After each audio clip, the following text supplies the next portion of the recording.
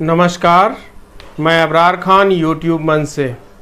कल देश के अंदर संसद में जिस तरीके से लोकतांत्रिक व्यवस्था बहाल होती हुई दिखाई पड़ी, विपक्ष की आवाज़ दिखाई पड़ी 10 सालों में पहली बार, वो एक अद्भुत नज़ारा था। क्योंकि पिछले 10 सालों में इस तरह की चीज़ें देखने को नहीं मिली, विपक्ष की आवाज़ देखने को नहीं मिली, चाहे वो संख्या बल की वजह से रहा हो या सरकार का मनोबल इतना ज़्यादा उठा हुआ था क्योंकि उनके पास 300 से ज़्यादा सांसद मौजूद थे। लेकिन वहीं इस बार संसद के अंदर कल विपक्ष ने जिस तरीके से आवाज़ उठाई, जिसमें मुख्य रूप से राहुल गांधी जी ने जिस तरह से आवाज़ उठाई, और उस आवाज़ के बीच में नेता सदन यानी प्रधानमंत्री जी को उठ करके जवाब देना पड़ा, बोलना पड़ा, और साथ ही साथ रक्षा मंत्री जी को भी उठ करके बोलना पड़ा, और उसके साथ ही साथ अमित शाह जी को भी बीच में इंटरप्ट करना पड़ा और संरक्षण मांगा माननीय स्पीकर महोदय से। वहीं पर कुछ अंश राहुल गांधी जी के कुछ अंश जो उन्होंने बोले थे उसको कार्रवाई से हटा दिया गया। उस पर हम लोग चर्चा करेंगे। जो भी नए साथी जुड़े हैं, चैनल को सब्सक्राइब कर लें और ज़्यादा से ज़्यादा लोगों तक शेयर करें। और आज चर्चा इस बात पर भी होगी कि आज के दिन जो सदन चल रहा था उसमें अखिलेश यादव जी ने जिस तरीके से वहाँ पर पंक्तियों के माध्यम से सरकार को घेरने का काम किया, वहीं दूसरी तरफ राज्यसभा के अंदर प्रमोद तिवारी जी ने जिस तरह से महामहिम राष्ट्रपति जी के भाषण में जिन मुद्दों का अभाव रहा उस पर उन्होंने घेरने का काम किया। तो पहले हम लोग अखिलेश जी के इस भाषण को सुनते हैं जिसमें उन्होंने पंक्तियों के माध्यम से सरकार को घेरने का काम किया और उन मुद्दों को भी गिनवाया जो जनता के दिलों का दर्द बना हुआ है। तो आप इस भाषण को सुने, फिर आगे। ये वीडियो थोड़ा सा बड़ा हो सकता है, तो आप लोग धैर्य रख के आज की कार्रवाई को के मुख्य अंशों को मैं आप लोगों को दिखाऊंगा, तो आप उसको देखें। मैं समझदार जनता को फिर एक बार धन्यवाद दूंगा और मैं कुछ कहना चाहता हूं कि आवाम ने तोड़ दिया हुकूमत का गुरूर, दरबार तो लगा है पड़ा गमगीन में बेनूर है। पर अध्यक्ष महोदय, दरबार तो लगा है पर बड़ा गमगीन बेनूर है। और पहली बार ऐसा लग रहा है हारी हुई सरकार विराजमान है। जनता कह रही है चलने वाली नहीं, ये गिरने वाली सरकार है। क्योंकि ऊपर से जुड़ा कोई तार नहीं, नीचे कोई आधार नहीं, अधर में जो है अटकी हुई वो तो कोई सरकार नहीं। असल पूरा इंडिया समझ गया है कि इंडिया ही प्रो इंडिया है। इस चुनाव में इंडिया अलायंस की नैतिक जीत हुई है। ये पीडीए इंडिया की सकारात्मक राजनीति, पॉलिटिक्स जो पॉजिटिव है, पॉजिटिव पॉलिटिक्स की जीत हुई है। लेकिन अध्यक्ष मोदी, ये सरकार क्यों छिपाती है कि अगर ये हमारी सबसे लार्जेस्ट इकोनॉमी, अगर हम 5वें नंबर पर हैं, तो हमारे देश की पर कैपिटा इनकम, प्रति व्यक्ति आय हमारे किस स्थान पर पहुंची है? हम हंगर इंडेक्स में कहां खड़े हैं? नीचे से कहां हैं? जो 5th लार्जेस्ट इकोनॉमी की बात कर रहे हैं वो इनइक्वालिटी के पैरामीटर पे कहां खड़े हैं? वो हैप्पीनेस इंडेक्स में कहां खड़े हैं? ये संविधान मंथन में संविधान रक्षकों की जीत हुई है। अब ऊपर से नीचे की राजनीति का अंत हो गया है। अब नीचे से जो समाज की जो आवाज उठेगी वही राजनीति का आधार बनेगी। मैं कहना चाहता हूं कि देश किसी की व्यक्तिगत महत्वाकांक्षा से नहीं, जन आकांक्षा से चलेगा। मतलब अब मनमर्जी नहीं, जनमर्जी चलेगी। कि लोग क्यूटो की फोटो लेकर बनारस की गलियों से लेकर के गंगा जी तक ढूंढ रहे हैं। उनको लगता है जिस दिन माँ गंगा साफ हो जाएंगी शायद उस दिन कहीं क्यूटो उसकी गोद में कहीं मिल जाएगा। बनारसी लोग चाहते हैं कि कोई गंगा जी के भी तल में उतरकर उसका दर्द भी जाने। जहां विकास के नाम पर खरबों रुपए की लूट का राज खोलते भ्रष्टाचार के गड्ढे प्रदेश का नाम खराब कर रहे हैं, वहीं पहली बारिश में ही टपकती हुई छत और गिर चुकी स्टेशन की दीवार बेईमानी की निशानी बन गई है। अध्यक्ष महोदय, विकास का ढिढोरा पीटने वाले इस विनाश की जिम्मेदारी कब लेंगे? और रही सच्चे विकास की बात, तो हमने जो सड़क बनाई उस पर हवाई जहाज उतरे थे और उत्तर प्रदेश की मुख्य नगरी में सड़कों पर नाव उतरी हैं। और पिछले 10 सालों की उपलब्धि बस इतनी रही कि एक शिक्षा परीक्षा माफिया का जन्म हुआ। अब देखे हैं कि नौजवान जब भी तैयारी कर करके जाता था और परीक्षा देकर के लौटता था तो उसको पता लगता था कि पेपर लीक हो गया। और उत्तर प्रदेश में केवल एक पेपर लीक नहीं हुआ है, जितनी भी परीक्षाएं हुई हैं सब पेपर लीक हुए हैं। और अभी जब 4 जून को रिजल्ट आया, उसके बाद जो बात उठी है, देश की सबसे प्रेस्टिजियस परीक्षा, उसका भी पेपर लीक हो गया।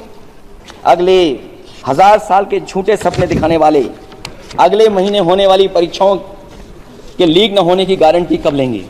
और हम तो अध्यक्ष महोदय यही सुनते आए हैं, होए वही जो राम रची राखा, यह है उसका फैसला। अध्यक्ष महोदय, होई वही जो राम रची राखा, यह है उसका फैसला, जिसकी लाठी में नहीं होती आवाज, जो करते थे किसी को लाने का दावा, वो हैं खुद किसी के सहारे के लाचार। साथियों, आप लोगों ने देखा अखिलेश यादव जी ने किस तरीके से आपके मुद्दों को सदन में उठाया। इससे एक बात सिद्ध हो जाता है कि पूरे विपक्ष ने आपके मुद्दों पर सदन में पूरी तरह से बात करने की कोशिश की है। अब देखना यह होगा कि प्रधानमंत्री जी जब अपना वक्तव्य देंगे तो उसमें क्या इन मुद्दों पर बात करेंगे या नहीं करेंगे। अब हम लोग राज्यसभा की जो कार्रवाई चल रही है उसमें प्रमोद तिवारी जी ने आपके उन मुद्दों को रखा है जिन मुद्दों का जिक्र महामहिम राष्ट्रपति जी के भाषण में नहीं था। और अभी जो बातचीत चल रही है दोनों सदनों में, वो vote for the thanks president अभिभाषण पर बातचीत चल रही है। इसलिए उन्होंने इन मुद्दों को उठाया है जो कि उन्होंने उसमें नहीं पाया आपके मुद्दों को। तो सुनते हैं प्रमोद तिवारी जी के भाषण को कि उन्होंने राज्यसभा में क्या कहा। मैं आभारी हूं अपने नेतृत्व का, जिन्होंने मुझे इस महत्वपूर्ण चर्चा पे शामिल होने का मौका दिया। माननीय राष्ट्रपति जी का अभिभाषण कई बार मैंने देख डाला। राष्ट्रपति जी के पूरे अभिभाषण में एक थका हुआ, हारा हुआ, पहले से कम हुआ, एक निराश सरकार का आईना लग रहा था मुझे। मैं सिर्फ इतना कहना चाहता हूं कि पिछले 40 साल की कमर तोड़ महंगाई का कोई इसमें समाधान निकालने की कंक्रीट योजना नहीं दिखाई पड़ी मुझे। मैं इतना जरूर करना चाहता हूं कि यह बैसाखी पे चलने वाली सरकार है और इनकी भविष्यवाणी गलत हुई। उसी तरह मानवर 38 ईयर्स की सबसे बड़ी बेरोजगारी आज देश झेल रहा है और उसका कोई भी इसमें समाधान निकालने का मुझे कोई योजना नहीं दिखाई पड़ी। अगर हो तो बता देंगे। मानवर, अगर हृदय होगा, जिन लोगों ने देखा होगा एक महिला के साथ बलात्कार सड़क पर, उसके बेटे को उसी के सामने गोली मार देने का, तो मैं जिक्र मणिपुर का कर रहा हूं। मणिपुर के बारे में पूरी खामोशी है। कोई ऐसा नहीं लग रहा है कि एक संवेदनशील राज्य जो सीमा पर है उसके बारे में कोई, पर इसमें इसका भी जिक्र नहीं है। बहुत दृढ़ता से कहता हूं और मजबूती से कहता हूं कि शर्मनाक अध्याय है। हमारे 21 सैनिकों को शहीद कर दिया गया लद्दाख में, उसको हम कैसे वापस लेंगे, उसका कोई तस्करा, कोई जिक्र इस अभिभाषण में नहीं है। पहला वायदा था इस देश की जनता के साथ कि जितना काला धन सरकारों में पिछली विदेशों में जमा है मैं उसे ले आऊंगा और 15-15 लाख रुपए सबको दूंगा। ये पहला वादा था इनका। मैं सिर्फ ये कहना चाहता हूं, मुझे तो नहीं मिला, इधर बैठे लोगों को नहीं मिला है। अब उनको मिल गया हो तो मुझे कोई शिकायत नहीं है, लेकिन ये एक वायदा था जो जनता के साथ कहा गया था और विश्वासघात हुआ, पूरा नहीं हुआ। विश्वास आज तक नहीं बताया गया। मतलब दूसरा इनका सबसे बड़ा वायदा था, धोखा था जनता के साथ, खासतौर से बेरोजगार नौजवानों के साथ, कि हर साल 2 करोड़ नौकरियां मिलेंगी। मानवर सच्चाई यह है कि पिछले 7 सालों में मैन्युफैक्चरिंग में 54 लाख नौकरियां कम हुई हैं। 10 सालों में 2.5 करोड़ MSME बंद हुए हैं, जो सूक्ष्म लघु उद्योग थे। मानवर तीसरा इनका वायदा था, पेट्रोल डीजल की कीमत कम करूंगा। ये भी जनता को छला गया, विश्वासघात किया गया। सच्चाई तो यह है कि पेट्रोल डीजल की कीमतों में बढ़ा है और दुनिया के बाजार में कच्चे तेल का दाम कम हुआ, उसके बाद भी ये बढ़ाते चले गए। अब मजबूरी थी कुछ अपने दोस्तों यारों का सब। चौथा विश्वासघात गंगा मैया से किया गया। माने मैं आपसे एक विनम्रता पूर्वक आग्रह करूंगा कि कहा था जब वाराणसी गए थे तो मैं ना आया हूं, ना मुझे किसी ने बुलाया है, मैं गंगा मैया ने बुलाया इसलिए मैं आया हूं। मानव नमामि गंगे परियोजना मई 2014 में घोषित हुई। किसी और की बात नहीं, ठीक है, ठीक।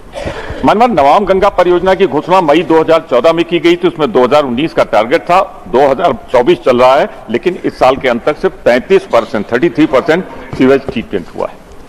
पांचवा विश्वासघात, इंफ्रास्ट्रक्चर के प्रोजेक्ट को जल्द से जल्द जमीन पर उतारना। मनवर आज भी 18 से कई सेंट्रल सेक्टर प्रोजेक्ट में से 8 से 31 प्रोजेक्ट देरी से चल रहे हैं। इनमें 5,17,000 करोड़ के कास्ट ओवररन हुई। छठा विश्वासघात देश की जनता के साथ कि किसानों की आय दुगनी हो जाएगी अगर मैं आ गया तो। जी, ये 2016 में कहा था कि हम 2022 में करेंगे। 6 साल बाद भी इसके बारे में बात नहीं हो रही है। सच्चाई यह है कि पिछले 10 सालों में किसानों की आय वास्तव में बढ़ी नहीं बल्कि घट गई है। इनपुट ज्यादा हो गया है और कास्ट ऑफ द जो फसल होती है उसकी कम हो गई है। मनवर सातवां सबसे बड़ा विश्वासघात देश। तो साथियों, आप लोगों ने सुना प्रमोद तिवारी जी का ये भाषण, जिसमें उन्होंने आपके उन मुद्दों को उठाया जिन मुद्दों के बारे में चर्चा महामहिम राष्ट्रपति जी के द्वारा नहीं हुई। आगे हम आपको एक वीडियो और दिखाएंगे अखिलेश यादव जी का, जो उनका बाकी बचा हुआ जो मुख्य हिस्सा है, जिस पर आप लोगों की बात उन्होंने वहाँ सदन में रखी है और प्रमोद तिवारी जी ने भी। और फिर उसके बाद हम आपको दिखाएंगे वो हिस्सा जिसमें राहुल गांधी जी का वक्तव्य जो है वो एक्सपंज कर दिया गया है, उसको कार्रवाई से हटा दिया गया है। तो अब आप राहुल गांधी जी का ये छोटा सा वीडियो है, इसे आप देखें, जिसमें मुख्य रूप से उन्होंने नीट के बारे में, नीट के परीक्षार्थियों के लिए, किसानों के लिए बहुत ही प्रखर होकर के उन्होंने आवाज़ उठाई है। तो आप ये बयान सुने। वो हैं खुद किसी के सहारे के लाचार। इजाजत हो अध्यक्ष जी तो मैं अर्ज करूं। हजूरे आला आज तक खामोश बैठे इसी गम में। हजूरे आला आज तक खामोश बैठे हैं इसी गम में। महफिल लूट ले गया कोई जबकि सजाई हमने। मॉडल ऑफ कंडक्ट जब चुनाव हुआ, लागू हुआ, उस समय मैंने देखा कि कुछ लोगों पर मेहरबान रही सरकार और कमीशन भी। मैं बहुत डिटेल में नहीं जाना चाहता हूं अध्यक्ष महोदय, लेकिन कहीं ना कहीं प्रश्न उस संस्था पे भी लगा है। और अगर उस संस्था पर प्रश्न लगा है तो लगाने वाली सरकार की वजह से लगा है। इसलिए अगर निष्पक्ष होगी वो संस्था तो न केवल हमारा लोकतंत्र स्वस्थ होगा बल्कि हमारे लोकतंत्र और मजबूत दुनिया में दिखाई देगा। अध्यक्ष महोदय, ईवीएम पे मुझे कल भी भरोसा नहीं था, आज भी नहीं भरोसा। मैं 80 के 80 सीट जीत जाऊं तब भी नहीं भरोसा। और मैंने अपने चुनाव में कहा था अध्यक्ष महोदय कि ईवीएम से जीत करके ईवीएम हटाने का काम करेंगे। न ईवीएम का मुद्दा मरा है, न जाएगा खत्म। जब तक ईवीएम नहीं हटेगी हम समाजवादी लोग उस बात पर अड़ग रहेंगे। भेदभाव, मुझे याद है वो दिन जब प्रधानमंत्री जी एयरफोर्स के सबसे भारी वाहन हवाई जहाज से उतरे थे सड़क पर। वो अलग बात है कि उस प्रदेश के मुख्यमंत्री उनके साथ नहीं बैठ पाए थे, लेकिन वो एक्सप्रेसवे जो बना था और आज भी जो उत्तर प्रदेश में बन रहे हैं वो उत्तर प्रदेश के बजट से बन रहे हैं। लेकिन दिल्ली की तरफ से कोई एक्सप्रेसवे अभी नहीं दिया गया है। न केवल इंफ्रास्ट्रक्चर में भेदभाव हुआ है बल्कि हमें याद है कि प्रधानमंत्री जी ने बड़े पैमाने पे गांव गोद लिए थे। और सोचिए अगर देश के प्रधान सांसद अगर किसी गांव को गोद ले लें और उस गांव की तस्वीर न बदले तो शायद मैं नहीं समझता हूं कि किसी गांव की तस्वीर 10 साल में बदली होगी। अध्यक्ष महोदय, जिन्होंने कहा कि हम आय किसानों की दोगुनी कर देंगे, आज किसान पूरा देश का देख रहा है कि उसकी आय कहां दोगुनी हो गई। और जिस तरह महंगाई बढ़ी है, सरकार बताए कि महंगाई इस बढ़ने पे उसकी आय कितनी होनी चाहिए। और जो इंफ्रास्ट्रक्चर की बड़ी बड़ी बातें की गई थी कि एमएसपी लागू करने के लिए एग्रीकल्चर सेक्टर का इंफ्रास्ट्रक्चर तैयार होगा, लेकिन जहां तक मैंने उत्तर प्रदेश में देखा है, अगर इस सरकार में एक भी नई मंडी बनी हो तो मुझे सरकार बता दे।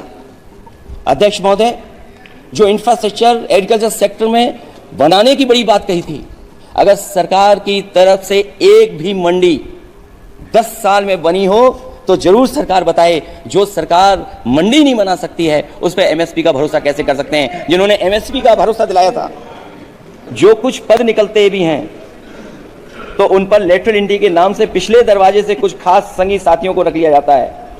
आरक्षण का हक नॉट फाउंड सुटेबल के नाम पर हड़पा जा रहा है। और अध्यक्ष महोदय,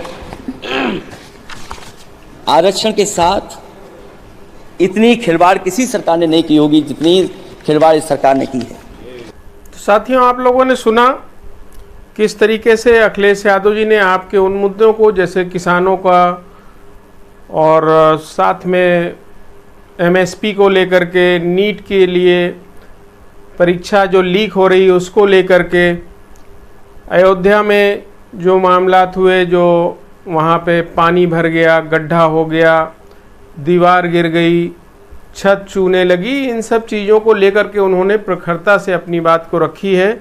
अब हम वो अंश आपको दिखवाते हैं प्रमोद तिवारी जी का, जिसको सुन करके सरकार असहज स्थिति महसूस करने लगी। सदन बिल्कुल खामोश था और अचानक से आवाज़ उठने लगती है। तो अब आप सुने ये प्रमोद तिवारी जी का ये वीडियो।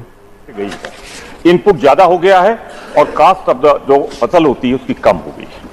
मनवर 7वां सबसे बड़ा विश्वासघात देश की जनता के साथ जब नोटबंदी हुई थी, गोवा में बोलते हुए मोदी जी ने कहा था, मित्रों मुझे सिर्फ 50 दिन दे दो, उसके बाद अगर मेरी कोई कमी रह जाए तो आप जिस चौराहे पर कहोगे मैं वहां खड़ा होकर देश जो सजा देगा उसको स्वीकार करूंगा।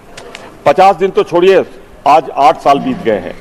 न नोटबंदी में जो फैसला लिया था, जो वादा था, वो नहीं पूरा हुआ। न काला धन सामने आया, न भ्रष्टाचार और न आतंकवाद पे रोक लगी। सच्चाई तो यह है, काला धन जो था उसे वाइट कर दिया गया कुछ खास लोगों का।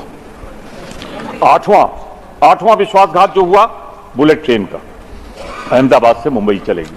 मनवर, वह आज भी सपना है और पूरा होने नहीं जा रहा। 9वां झूठ जिसे मैं विश्वासघात कहूंगा, सभी किसानों को पीएम किसान फंड, किसी को किसान फंड नहीं दिया गया। जो पीएम किसान का वायदा लैंडलेस के लिए था, जो खेत मजदूर योजना के लिए था, मैं उसका जिक्र कर रहा हूं, उन्हें नहीं मिली है।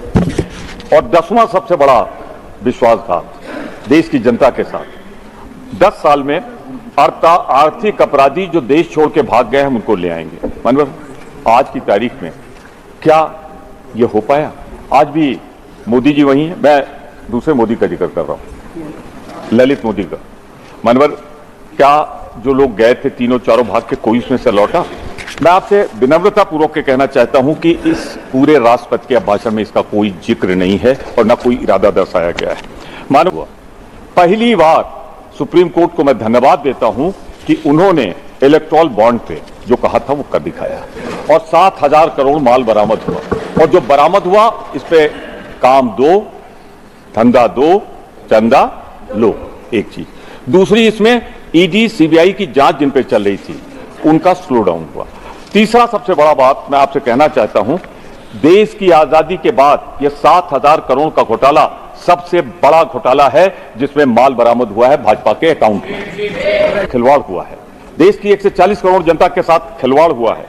52 करोड़ लिया गया था इलेक्टोरल बॉन्ड में, जिस कंपनी से, नाम दूंगा तो फिर कहेंगे, पूना की कंपनी, उसको मना किया था राहुल गांधी जी ने, तमाम नेताओं ने मना किया था कि इसको वैक्सीन बनानी, क्योंकि अभी पूरी दुनिया में ये सर्टिफाई नहीं हुई है कि किसी तरीके से इस पे सुरक्षित है। उसको दिया गया और एस्ट्राजेनेका ने यूके हाई कोर्ट में कबूल किया है कि कोविड-19 वैक्सीन से थ्रोम्बोसाइटोपेनिया टीटीएस सिंड्रोम हुआ है जिससे लोग मरे। देश में चलते फिरते लोग गिर जा रहे हैं, मर जा रहे हैं, बैठे हुए मर जा रहे हैं। मानवर देखना चाहिए, करने के पहले सोचना चाहिए था। ये एक जो कुछ किया गया, मानवर सब कुछ समझा है मोदी जी ने। अब इसे कहेंगे तो मैं ऑथेंटिकेट कर दूंगा। उन्होंने कहा है कि भगवान ने मुझे भेजा है और मैं बायोलॉजिकल नहीं हूं। मानवर कोई अगर कहे कि मैं बायोलॉजिकल नहीं हूं, अगर कोई बने हुए फर्जी साधु संत कहते तो उनके खिलाफ मुकदमा कायम हो जाता। या प्रधानमंत्री जी ने खुद कहा मैं बायोलॉजिकल नहीं हूं, ये क्या है? मनोहर बायोलॉजिकल नहीं है तो मैं आपसे कहूंगा जब वो बोले तो बताएं वो क्या है, कहां से आए, कब? मैंने कहा था अर्ध निर्मित मंदिर का प्राण प्रतिष्ठा नहीं होनी चाहिए, इस पर समाज पे संकट आता है। चारों शंकराचार्य इसीलिए नहीं आए। मनोहर हुआ क्या कि आपने चूंकि 22 जनवरी को किया, चुनाव अप्रैल मई में होना था, और इसीलिए मैं बार बार कहता हूं इधर बैठे हुए लोग भगवान राम के सच्चे पुजारी हैं और उधर बैठे हुए लोग भगवान राम के व्यापारी हैं, ये भगवान राम का सौदा करते हैं। तो मैं आपसे बहुत विनम्रता पूर्वक कहना चाहता हूं, ये ऑथेंटिक है, मैं ऑथेंटिकेट कर दूंगा। वहां के मुख्य पुजारी ने कहा कि मंदिर गर्भगृह में पानी टपक रहा है। मैं उसके चूंकि भगवान राम का दुरुपयोग करना था, उनके नाम का दुरुपयोग करना था, इसलिए 22 जनवरी को कर दिया गया। वरना 1 साल 1.5 साल बाद जब मंदिर पूरा हो जाता तब तो उसकी प्राण प्रतिष्ठा हो सकती थी, इसलिए किया गया। और इसीलिए भगवान नाराज हो गए, गुस्सा हो गए, रगड़ दिया इनको अयोध्या में जिसकी टीस नहीं जा रही इनके मन से। जहां तो साथियों, आप लोगों ने देखा प्रमोद तिवारी जी ने आपके उन सारे मुद्दों पर बात की वहां पर जिससे सरकार असहज हो जाती है, और जिन मुद्दों को सरकार ने माननीय महामहिम जी के भाषण से में नहीं रखा। उसमें मुख्य मुद्दा क्या रहा? काला धन कब आएगा, जो लोग पैसा लेकर के यहाँ से आर्थिक अपराधी लोगों को कब लाया जाएगा, 2 करोड़ रोजगार देने का वादा किया गया था और 15-15 लाख रुपया लोगों के खाते में डालने की बात कही गई थी। इन्होंने इन सब मुख्य मुद्दों को उठाया है। अब हम आपको दिखाते हैं वो हिस्सा जिसमें जो कि राहुल गांधी जी के कल के बयान को कार्रवाई से हटा दिया गया है, उसको आप देखें, फिर चर्चा को आगे बढ़ाते हैं। छोटा सा वीडियो है, उसे आप देख लें। नहीं नहीं नहीं नहीं नहीं नहीं, नरेंद्र मोदी जी पूरा हिंदू समाज नहीं है, बीजेपी पूरा हिंदू समाज नहीं है, आरएसएस पूरा हिंदू समाज नहीं है।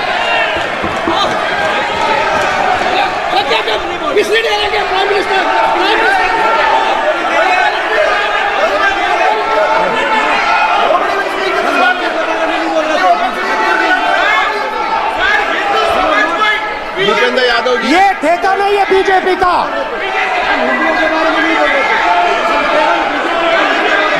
आप लोगों ने देखा, ये वो वीडियो है जिसे कार्रवाई से हटा दिया गया। कल जितनी बहस हुई, 1 घंटे कुछ मिनट का उनका बयान था, उसमें से ये 37 सेकंड का वीडियो हटा दिया गया, जिससे पूरी सरकार असहज हो गई। प्रधानमंत्री जी को भी खड़े होकर के इस पे टोकना पड़ा, बोलना पड़ा। अमित शाह जी को भी, भूपेंद्र यादव जी को भी।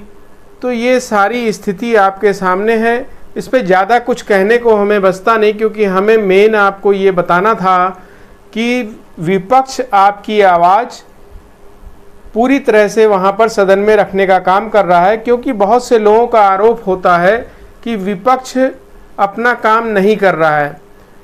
इस बार विपक्ष को जनता ने इतना बहुमत दिया है, इतना सीट दिया है कि उनका मनोबल अब बोलने की स्थिति में है, क्योंकि इस बार उनके पास नेता विपक्ष मौजूद है। और नेता जब विपक्ष होता है सदन के अंदर, तो वो आपकी बात को मजबूती से रख पाते हैं और वो एक हैसियत रखते हैं सदन के अंदर। पिछले 10 सालों से कोई भी नेता विपक्ष नहीं था, क्योंकि किसी भी पार्टी के पास 10% कम से कम सीट होनी चाहिए नहीं थी, जिसकी वजह से नेता विपक्ष कोई भी नहीं था। मतलब इतनी सीटें नहीं थी कि वो नेता विपक्ष बन सकते। इस बार जनता ने, आप लोगों ने इतनी सीटें दी हैं कि वो आपकी आवाज़ को मजबूती से उठा सकते हैं। कल के दिन की जो कार्रवाई हुई, उसमें माननीय स्पीकर महोदय बार बार टोक रहे थे, विपक्ष के लोग जब अपनी बात को रख रहे थे लेकिन वहीं पर आज के दिन इस तरह की चीज़ें देखने को कम मिली। तो कहीं ना कहीं हर चीज़ का असर देखने को मिलेगा और जैसे जैसे कार्रवाई आगे बढ़ेगी, जैसे सदन आगे चलेगा, आपकी आवाज़ बुलंद होगी। तो जो भी नए साथी इस वीडियो में जुड़े हैं, ज़्यादा से ज़्यादा चैनल को सब्सक्राइब करें और ज़्यादा से ज़्यादा शेयर करने का काम करें। बहुत बहुत धन्यवाद।